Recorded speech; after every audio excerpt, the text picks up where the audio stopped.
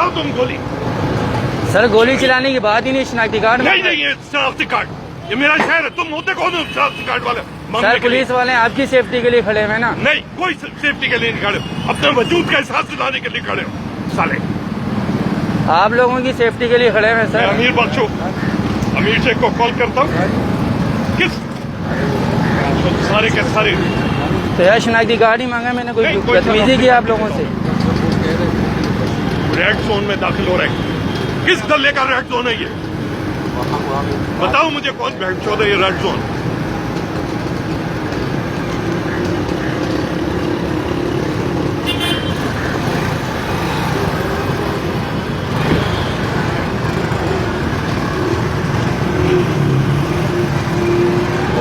ठीक है जा ले। नहीं रोके, सारी गाड़ियाँ रोके।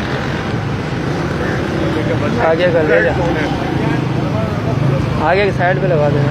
मैं तुम्हारे आईजी को फोन कर रहा हूँ, अभी तो यही गाड़ी उसको देता हूँ। ऑर्डर बोला सही नहीं, गाड़ी में ना रास्ता नहीं। जाओ इन सालों को। तुम्हारा अफसर कौन है यहाँ पर? बुलाओ अपने अफसर को, बुलाओ। जा ले संग ना, अफसर को बुलाओ। यहाँ पर कौन है तुम्हारा अफसर? बुलाओ।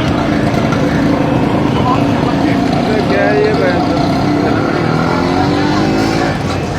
गाड़ी आगे लगा बहुत से बहुत आया।